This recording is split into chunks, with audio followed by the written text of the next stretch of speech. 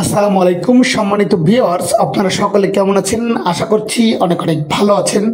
আজকের এই ভিডিওতে আমি কয়েকটা কনফিউশন ক্লিয়ার করব যে আসলে অনপেসিভের ফিউচার বা নেক্সট যাত্রা কিভাবে হবে। তো দেখুন, অনপেসিভের এখান থেকে আমরা সকলেই সফলতা পাবো, কারণ অ্যাশ স্যার এখনও পর্যন্ত হাল ছাড়েনি এবং মামলা মোকদ্দমা যা কিছুই অনপেসিভের হোক না কেন, অ্যাশ স্যারের হাতে কিন্তু নতুন রূপ নিয়ে আসার মতন অবলম্বন রয়েছে। তো আপনারা যারা বিভিন্ন রকমের চিন্তা, টেনশন, স্ক্যাম, ফেক বা কোম্পানি চলে গিয়েছে, এই সমস্ত চিন্তা ভাবনা যারা করছেন, আমি তাদেরকে রিকোয়েস্ট করছি যে আপনারা একদম বিগ সাপোর্টের যে জায়গাগুলো রয়েছে সেগুলোর প্রতি আপনারা একটু ইনভলভ নেই।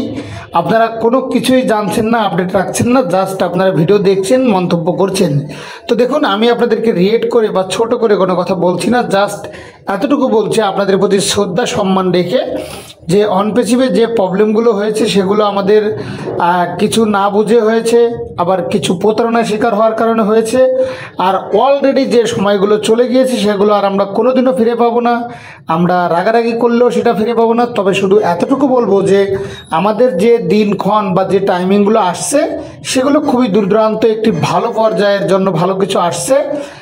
খুব অসাধারণ ভালো কিছু আসবে, কারণ অ্যাশ স্যার এমন একটা পার্সন, তিনি শেষটাকে আবার নতুন করে শুরু করতে পারেন এবং সেই ধরনের সেই ধরনের চিন্তাভাবনা কিন্তু অ্যাশ স্যারের ভিতরে রয়েছে। তো সেই কনফিডেন্সটুকু, সেই বিশ্বাসটুকু আমাদের রাখতে হবে, কারণ আল্লাহ পাক আমাদেরকে এতটাই ধৈর্য দিয়েছে যে আমরা 2-4-5 বছর হয়ে যাওয়ার পরেও আমরা কিন্তু অনপেসিভকে নাম শুনতে না পারলেও অনপেসিভের কোনো ভিডিও বা কোনো কনফারেন্স বা কোনো ওয়েবিনার মিটিং যদি হয় আমরা কিন্তু সেখানে ইনভলভ থাকি। তার মানে হচ্ছে আমাদের অনপেসিভের প্রতি অনেক অগাধ বিশ্বাস এবং ভালোবাসা রয়েছে। তো সেই জায়গা থেকে আমাদের বাংলাদেশের কয়েকজন মেন্টর কমিউনিটিতে যারা বিল্ড আপ করছেন বা এই মুহূর্তে বিভিন্ন প্ল্যাটফর্মে যারা ওয়েবিনার মিটিং করছেন, তাদেরকে আমার পক্ষ থেকে স্পেশালি থ্যাঙ্কস। যদিও আমি কোনো ওয়েবিনার বা মিটিং করার মতো সুযোগ আমার হয় না, তবে আমাদের আব্দুল সুবহান স্যার, তারপরে আমাদের রুহুল কুদ্দুস রিফাত স্যার, তারপরে আবুল কালাম স্যার, এরকম আরও হাজারো রকম প্রায় 10 থেকে 15 জন স্যার রয়েছেন, তাদের প্রতি আমার অনেক সম্মান। অনুপ চক্রবর্তী স্যার রয়েছেন এবং আরও কয়েকজন মেম রয়েছেন, তাদেরকে আমার অনেক রেসপেক্ট এবং সম্মান। আমি তাদেরকে অনেক শ্রদ্ধা করি এবং ভালোবাসি। তাদের মিটিংগুলো মাঝে মধ্যে আমার ইউটিউব চ্যানেলে আমি শেয়ার করি। আমি জানি না আপনারা কিভাবে দেখেন। তো তাদের মিটিংগুলো শেয়ার করার অর্থই হচ্ছে তারা কিন্তু আমাদের নেক্সট প্রজন্মের আইডল সবাই, এবং তারাই কিন্তু আমাদের সবচেয়ে বড় ধরনের সাপোর্ট করছেন এবং তারাই কিন্তু আমাদের অনপেসিভটাকে আলোড়ন করে রাখছেন। তো তাদেরকে ভালো না বাসার কোনো জায়গা নেই, তাদেরকে সম্মান না করার কোনো সুযোগ নেই, কারণ তারাই হচ্ছে আমাদের ফিউচার ব্যাকআপ দিবেন। ফিউচারের সব কিছু কমিউনিটি তৈরি করছেন এবং তারা নিজেদের পকেটের টাকা খরচ করে, সময় নষ্ট করে, তাদের রাতের ঘুম হারাম করে তারা ওয়েবিনার তৈরি করছেন। এই জন্য আমি তাদেরকে স্যালুট জানাই এবং তাদেরকে অনেক ভালোবাসি। আর আমার যে ব্যক্তিগত যে কিছু জায়গা রয়েছে, যেমন অনপেসিভের ফিউচার নিয়ে কথা বলা, আমাদের ইউএসের মিটিং করা, আমাদের রেড স্যার মার্টি স্যারের যে লাইভ মিটিং করা সেগুলো তুলে ধরা, বা আমাদের আরও কয়েকটা সোশ্যাল সাইট রয়েছে, যেমন আমাদের অনপেসিভের কয়েকটা প্ল্যাটফর্ম রয়েছে, সেই সমস্ত জায়গা থেকে বা ইউএস থেকে, ইউনাইটেড কিংডম থেকে যেগুলো লাইভ হচ্ছে সেগুলোকে শেয়ার করা। একদমই সেগুলো বিষয় নিয়ে সময় পাচ্ছি না আর সেগুলো শেয়ার করার ইন্টারেস্টেড নাই, কারণ অনেকে অলরেডি বলছে যে আমরা নাকি ফেক বা মিথ্যা ভিডিওর পিছনে দৌড়াচ্ছি। তার জন্য আমাদের সিনিয়র লিডার যারা পোস্ট করছেন সেগুলোকে কাটছাট করে আধা ঘন্টা 1 ঘন্টার ভিডিওকে 10-15 মিনিট করে আপনাদের সামনে প্রেজেন্টেশন করছি। তো সব মিলিয়ে আপনাদের সাথে প্রেজেন্ট থাকা বা আপনাদের প্রতি সম্মান শ্রদ্ধা রাখা, জাস্ট আপনাদের সাথে ইনভলভ থাকা, এগুলোই হচ্ছে আমাদের মূল লক্ষ্য।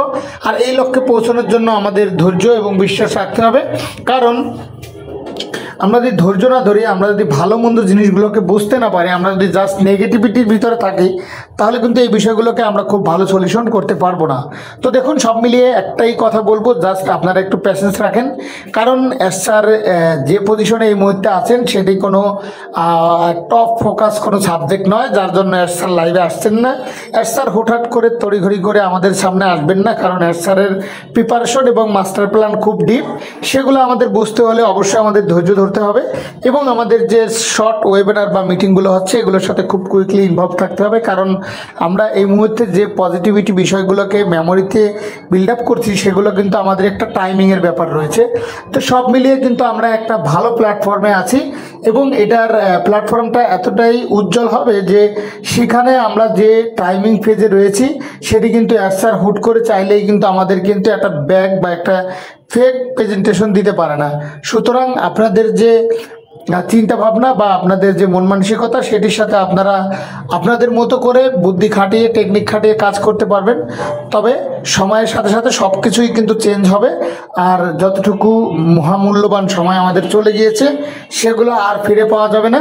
জাস্ট নতুন করে এটাকে কিভাবে তৈরি করা যায় সেটির প্রতি আমাদের খুব কুইকলি ফোকাস দিতে হবে এবং এদের প্রতি আমাদের সম্মান রাখতে হবে, জাস্ট এতটুকু।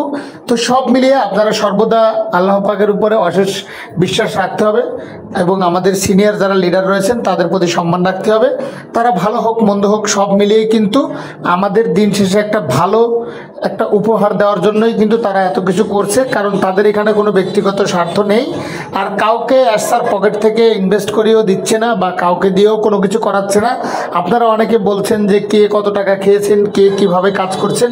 দেখুন, এগুলো বললে খুব খারাপ লাগে এবং কষ্ট লাগে। তো এগুলো থেকে আমাদের বেরিয়ে আসতে হবে, আমাদের মাইন্ড সেট আপটা আগে ঠিক করতে হবে, তাহলে আমাদের আশেপাশের যে পরিবেশগুলো রয়েছে সেগুলো অবশ্যই সুন্দর হয়ে যাবে। তো all the best, thank you very much. আপনারা সর্বদা ভালো এবং সুস্থ থাকবেন, কেননা মানুষের সুস্থ থাকা এবং মানুষের মন মানসিকতা ভালো থাকা এগুলো খুবই মূল্যবান।